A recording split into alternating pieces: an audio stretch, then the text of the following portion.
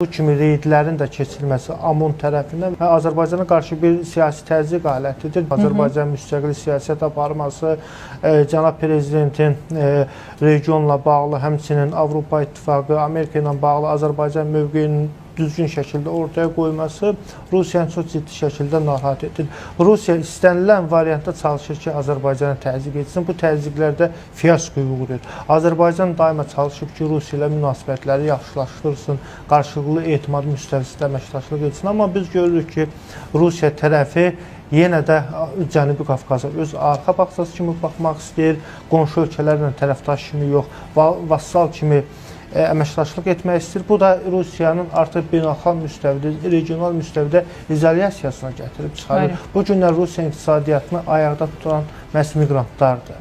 Xüsusilə Azərbaycanlılara qarşı bu kimi repressiv, şovinist, beynəlxalq hüquq-qəzet hərəkətləri düşünürəm ki, Rusiyanın zəifliyinin bir göstəricisidir. Rusiya artıq dost və hər qonşu olaraq qarşılıqlı etimad müstəvisində siyasətə məhəl qoymur. Həmçinin Rusiya tərəfi məhz Azərbaycanla 2022-ci ilin fevralında Moskva bəyannaməsi bağlı, müttəfiqlik bəyannaməsi. Amma buna baxmayaraq bütün təzyiqlər, bütün repressiv addımlar məhz Moskvadan Azərbaycana qarşı həyata keçirilir. Baxın, Azərbaycandan Rusiyaya qarşı heç bir hər hansı bir addım atılmır. Nə siyasi müstəvidən, nə media, nə ictimai, ancaq bütün addımlar məhz Rusiya tərəfindən Azərbaycana atılır. Son qalmışdı miqrantlarla bağlı məsələ.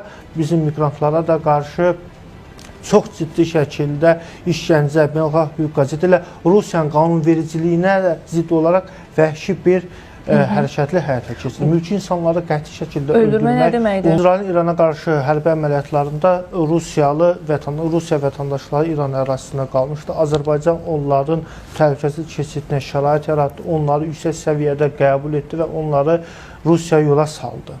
Azərbaycanın məhz qonşusuna, Rus xalqına qarşı münasibəti belədir. Eyni humanizmi biz təəssüflə görmürük. Eyni humanizmi biz mülki təyyarədən vurulmasına belə Azərbaycanlara qarşı qeyri-humanist hərəkətləri görürük. Mən sizə əminliklə deyirəm ki, orada həbs olunan, işgəncə ilə öldürülən Azərbaycanın qəti şəkildə heç bir günahı yoxdur, heç bir cinayətdə iştirak etmir. Hamısı gedib özləri müəyyən iş qrupları işləyirlər, Rusiyanın iqtisadiyyatına müəyyən töhfə verirlər, vergi ödəyicidirlər. Bu da Rusiyanın Azərbaycanlılara qarşı münasibəti. Hər hansı heç bir mülki vətəndaş, miqrant dövlətlər arası siyasi proseslərdə istifadə edilə bilməz. Çox təəssüf ki, Rusiya bundan Azərbaycana qarşı istifadə edir və Azərbaycan Xaricilər Nazirliyinin də mövqeyi çox təqdirə layiqdir, obyektivdir. Mən düşünürəm ki, bununla bağlı biz Rusiyaya qarşı da nota verməliyik və çox ciddi şəkildə izahat tələb edilməlidir və məhkəmə prosesinə gəldiksə, Rusiya məhkəmələri miqrantlara qarşı,